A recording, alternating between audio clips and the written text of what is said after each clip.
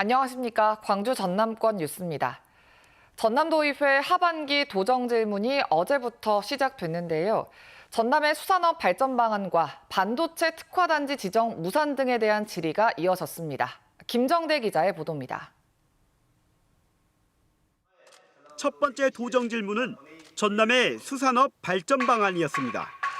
후쿠시마 오염수 방류로 수산물 소비 감소가 예상되는 데 따른 겁니다. 양식장 밀집을 해소할 연안 어장 재배치로 품질을 높이고 현실적인 금어기 조정으로 어민 소득을 늘릴 필요성이 제기됐습니다. 그 전에는 고품질 그리고 합리적인 가격이 소비 트렌드였다면 이제는 안전입니다. 김영록 도지사는 수산물 안전성 확보와 피해 축소에 노력하겠다고 밝혔습니다. 여러 가지 지원을 하고 있습니다만 우리 어민들의 아픔을 덜 수 있도록 더 적극 노력을 하겠습니다. 국가 첨단 전략산업 공모에서 반도체 특화단지가 탈락한 데 대해서는 질타가 이어졌습니다.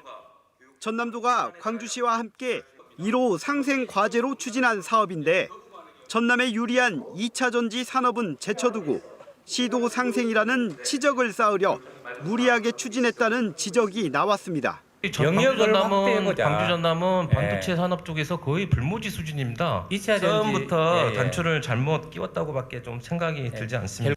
섬 지역의 열악한 의료 여건 개선을 두고서는 지방의료원 분소 건립과 구급선 도입이 제한되기도 했지만 한정된 예산과 소관 문제 등으로 집행부와 의견 충돌이 있기도 했습니다. 구급은 소방본부 역할 아닙니까? 맞죠? 아닙니다. 수상구조법에 따라서 해수면이나 섬지역 같은 경우는 해경. 또 최근 잇따른 산업 현장에서의 재해 예방을 위한 방안이 요구되는가 하면 달빛 어린이 병원 도입 등 소아 의료 대란에 대한 대책이 제안됐습니다. 한편 전남도의회는 한 달 앞으로 다가온 전국체전 개최 준비를 감안해 하반기 도정 질문 일정을 이틀로 축소하기로 했습니다. KBS 뉴스 김정대입니다. 독일에서 주목받는 49유로 티켓, 또 서울시가 내놓은 기후동행 카드, 모두 기후위기에 대응하기 위해서 요금을 크게 깎아서 대중교통 이용을 늘리려는 움직임인데요. 광주시도 내년부터 무상교통 정책을 시작할 방침인데 계획보다는 규모가 줄 것으로 보입니다. 양창희 기자의 보도입니다. 2020년 수도권 최초로 만 18세 이하 무상교통을 시작한 경기도 화성시. 시행 전과 비교하면 대중교통 이용 횟수가 20% 가까이 늘었습니다. 교통비를 아끼니 소비가 늘었는데 경제 활성화 효과는 50억 원 이상으로 측정됐습니다. 단순히 공짜로 버스를 태워드리는 것이 아니라 소득의 재분배 효과 이런 등등을 고려할 때는 아주 파급 효과가 큰. 광주시도 내년부터 무상교통 시범 사업에 나섭니다. 예산 13억 원으로 12세 이하부터 시작하고 이후 확대할 방침입니다. 90억 원을 들여 청소년 정기권 지급도 동시 추진하겠다는 당초 1단계 구상보다는 훨씬 적은 규모입니다. 세수 부족 때문이라는데 통학 수요가 많은 청소년을 제외하면 실효성은 떨어질 수밖에 없습니다. 학교를 등하교 하는데 친구들이 이제 다 엄마 아빠 차를 타고 오거나 이 친구들이 다 대중교통을 이용하면 그래도 우리가 온실가스를 절약할 수 있고. 정부가 내년부터 예고한 교통 할인 정책 K패스 등과의 연계도 필요합니다. 대중교통을 더 쉽게 이용하도록 교통 체계를 바꾸지 않는다면 무상교통 정책의 효과는 단기적일 수밖에 없다는 지적도 나옵니다. 공공 인프라의 확충 없는 요금 정책만으로는 초기에 반짝하는 효과를 제외하고는 장기적으로 이걸 지속할 수 없다는 뜻을 의미합니다. 광주시는 정책 용역을 통해 무상교통 대상을 어디까지 언제 확대할지 결정할 계획입니다. KBS 뉴스 양창입니다. 2024학년도 대학 수학능력시험에 응시하는 광주와 전남 지역 지원자 수가 재학생은 줄고 졸업생은 증가한 것으로 나타났습니다. 광주시 교육청은 원서 접수를 마감한 결과 지난해보다 631명이 줄어든 16,089명이 지원했고 이 가운데 재학생은 1,053명 감소해 지난해 대비 8.7% 줄어든 반면 졸업생은 277명 늘어난 4,332명으로 26.9% 늘어난 것으로 집계됐습니다. 전남교육청도 지난해 대비 3.8% 줄어든 13,400여 명으로 집계됐고 이 가운데 재학생은 752명 감소한 반면 졸업생 등은 220명 증가한 것으로 나타났습니다. 이는 학령 인구 감소와 의학이나 약학 계열로 재입학하려는 대학 재학생 증가 등이 영향을 미친 것으로 분석됩니다. 전국 광역자치단체 가운데 유일하게 운전면허 시험장이 없는 광주시에 운전면허 시험장이 들어섭니다. 이형석 더불어민주당 의원은 어제 광주시의회에서 기자회견을 열고 21대 총선 1호 공약인 광주 운전면허 시험장에 대한 예산 확보와 토지 매입 등 절차가 순조로워서 오는 11월에 착공될 예정이라고 밝혔습니다. 사업비 328억이 전액 국비로 투입되는 광주 운전면허 시험장은 광주시 북구 삼각동 418번지 일원에 연면적 4만 210제곱미터 규모로 세워집니다.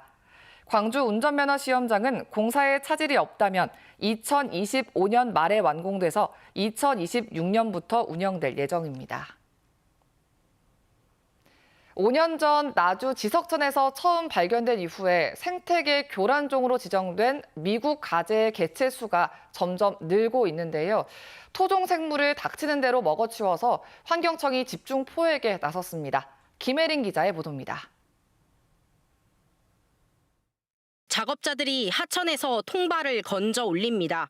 통발 수거에 나선 지 30분 만에 미국 가재 수십 마리가 쏟아져 나옵니다. 많을 땐 하루에 300마리를 훌쩍 넘길 정도로 잡히고 있습니다. 미국 가재가 처음 발견된 건 지난 2018년.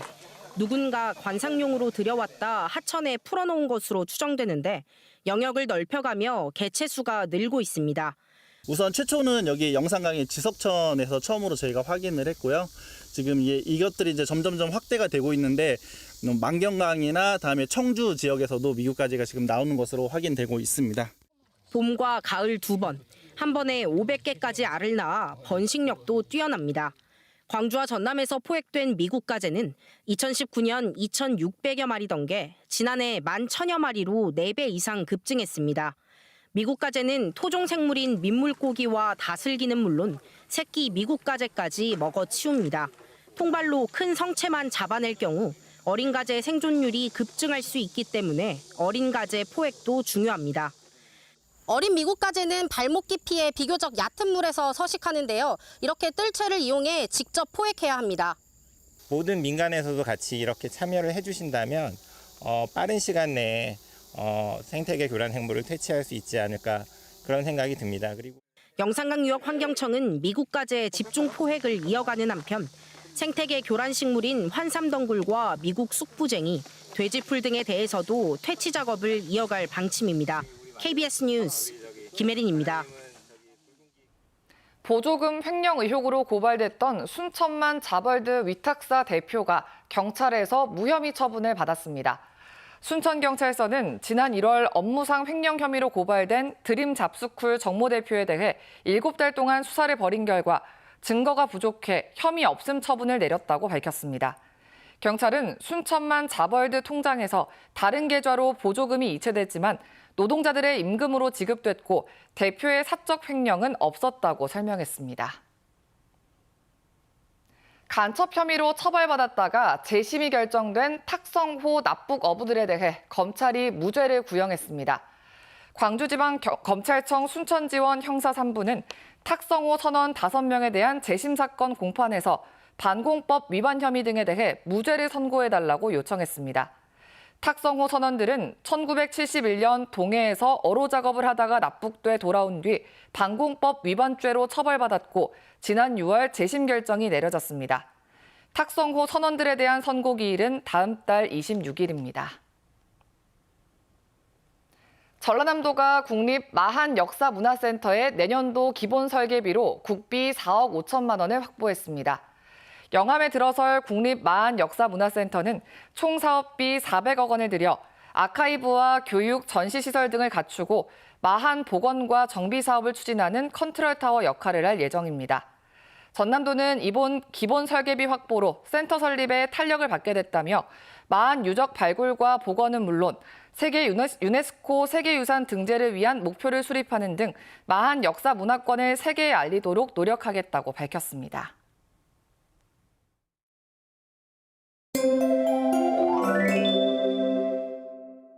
오늘 우산 꼭 챙기셔야겠습니다. 더위를 식혀줄 가을비가 내리고 있는데요. 현재는 광주와 전남 북부 지역을 중심으로 오락가락 이어지고 있습니다. 담양에는 호우주의보가 내려졌다가 현재는 해제가 됐는데요. 그래도 비가 계속해서 이어지기 때문에 운전하실 때 안전거리 넉넉하게 확보하셔야겠습니다.